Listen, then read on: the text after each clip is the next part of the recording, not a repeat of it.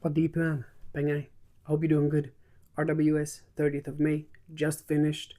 Some interesting fights, some very nice finishes, and some mismatches sadly due to late withdrawals, but still a solid card from top to bottom, I would say. So let's get into the recap. First fight was Narak versus Maria Eduarda. I believed beforehand that Narak would have a tough time controlling the tempo against Eduarda. Eduarda is a pressure fighter. She's fought at bantamweight before. She's challenged for the belt. And it kind of played out exactly how I thought it would. Eduarda would pressure Narak and put her in a situation where she has not been before. And Narak showed heart. She showed some nice techniques in the final round where she kind of had to move forward because she lost the two first round 10-9. But at the end of the day, Eduarda did what she had to. She dominated the fight. She kind of played around a little bit in the third as well, but did what she had to. Got a unanimous decision win, which I thought she would. And yeah, impressive performance by Eduarda. And I know Narak will be back. She had to learn to fight against opponents like this as well. So I think she'll take note of this loss and come back stronger and better for next time, for sure. Fight number 2 was catchweight Kensak Jitmagnon versus Yuan Xiaolong, because the original opponent of Kensak, Watana, had to withdraw, and in came the young 19-year-old Chinese fighter Xiaolong. And I stood by when I heard about the change up. I still stood by second round finish for Kensak. He did it faster than that. He got the finish in the first round.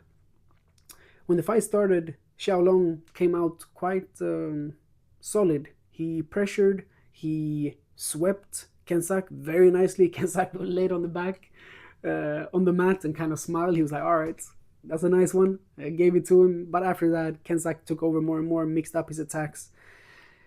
Hands low, evasive, leaning back from kicks and punches from Xiaolong, who also did not have he was quite a lot shorter than Kensak, who is tall for the division. And yeah, Kensak found the finish, step back, elbow, cut, and dropped Xiaolong and didn't stand up again.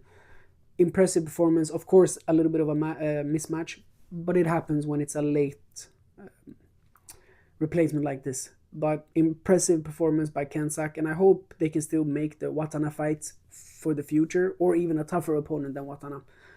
I'm excited to see what happens with Kensak in the future. I believe he has the potential of challenging for the belt. I just don't know if he's ready for it now. But it's going to be interesting to see what the future holds for the Drunken Master. Fight number 3 also had a change-up in opponent. Erdem Dinser was supposed to fight Avatar, which I was looking forward to so much. Like, that fight would have been amazing.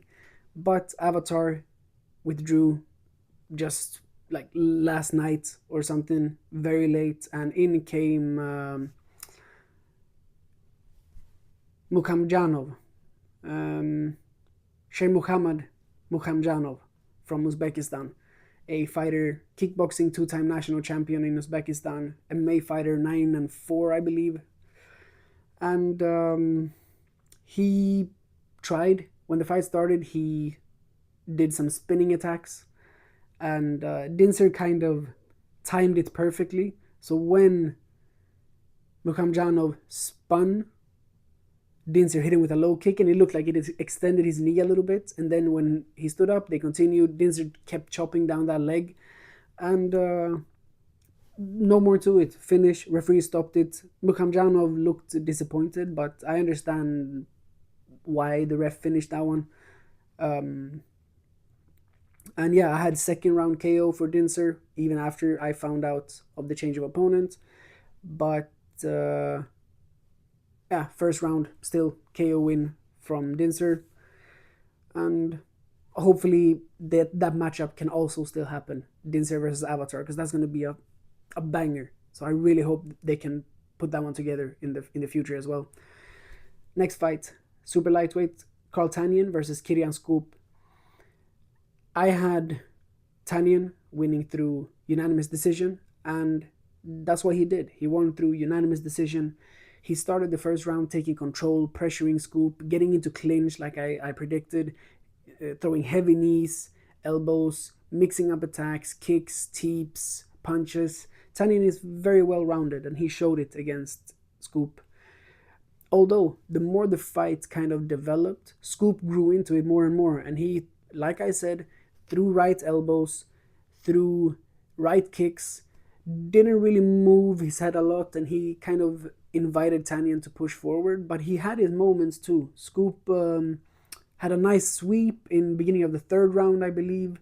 He found some momentum in earlier in round two. He found momentum in the middle of that round and found some big knees that looked like they kind of rocked Tanyan a little bit.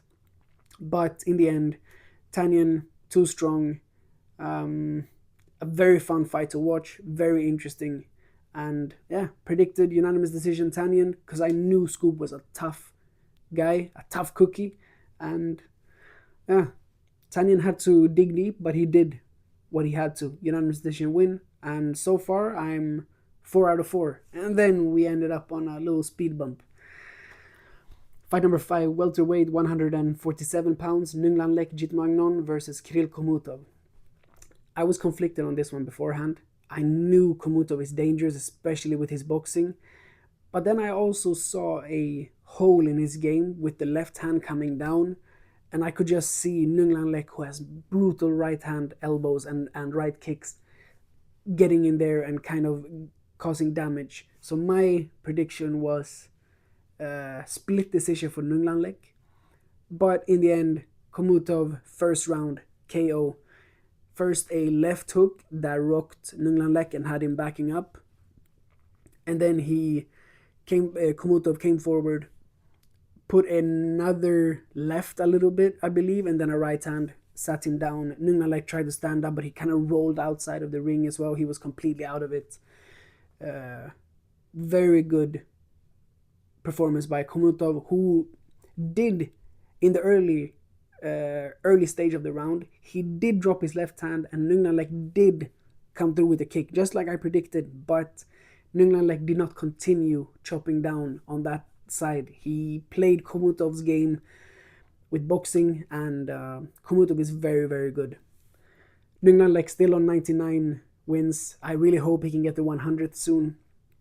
But yeah, impressive win for Khomutov, and I didn't get that one. Sorry, need some water. Didn't get that one, but still, fun fight to watch. I would have hoped that it went further, but it didn't. Still, impressive performance by Khomutov, who called out Tapao Keo afterwards, the champion. So we'll see if he gets the next title fight. I don't believe so, but who knows? Maybe he does. Moving on. The main bout of the night, interim minimum weight world championship, Singh Surat, the interim champion, versus Laustar. Beforehand, I said that because I watched a fight where they fought in Pride TV, very tight fight, but in that one, Laustar had some issues with the clinch of Singh Surat, and it was similar in this fight. Singh Surat came out, started controlling the distance first with teeps, with left kicks. Every time Laustar tried to cut the distance, get in there to box, get in there to low kick, Singh Surat just threw out a big leg kick, a big left kick, teeps. And then when Laustar actually came close, clinched up, elbows in the clinch, big knees, just like in the fight that I watched from Pride TV. And that's kind of how the first 3 rounds looked. Laustar had not a lot of success. I believe that he would get the KO in the 4th round through punching, to leg kicks, real grit. Because I know Singh Surat is a more skillful fighter, more technical fighter. I just hope that Laustar could find something there, so then, to kind of push back Singsurat make mistakes, but on some occasions he managed to find some punches that came through, almost rocked him in round 3, I believe, but in the end, very solid performance by Singsurat, very impressive, controlled from beginning until the fourth when the finish came. Singsurat with just a big knee to the body, followed by punch that dropped Laustar. First, I think it was a straight left, followed by a left hook as well to the head when he was kind of going down already. And yeah, I really wanted to believe in the underdog in this one, Laustar becoming the first Rajadamnern champion from Laos, and but yeah, Singsurat controlled the fight. Very, very clean performance. We'll see now if he gets to fight the reigning champion Chalamchon to unify the belts. It would be a fun fight to watch, but I'm not sure if Chalamchon comes back down to minimum weight again. We'll see. But either way, impressive performance by Singsurat, and yeah, I'm nothing more to say than that. Very impressive, and I'll take the L on that one as well. Next up, the last fight.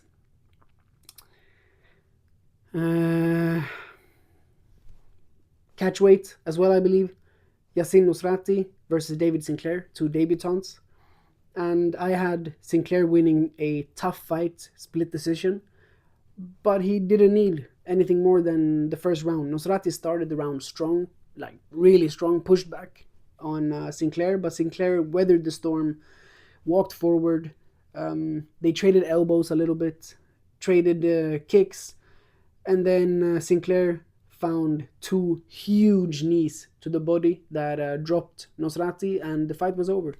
Very impressive performance by Sinclair. It's going to be fun to see what he can do as well in RWS. He has a style that is fun to watch, kind of like a Sean Strickland on the front foot. If you watch UFC, very standing straight and then just throwing, and yeah, impressive performance. I managed to get 5 out of 7 on this card, which is solid considering it was a difficult card to predict. And yeah, I'm excited to see where a lot of these fighters can go next. Hopefully we have a good card next weekend as well. Of course, I'll do a prediction for it. And give me your thoughts in the comments. Thank you so much for watching. Drunken.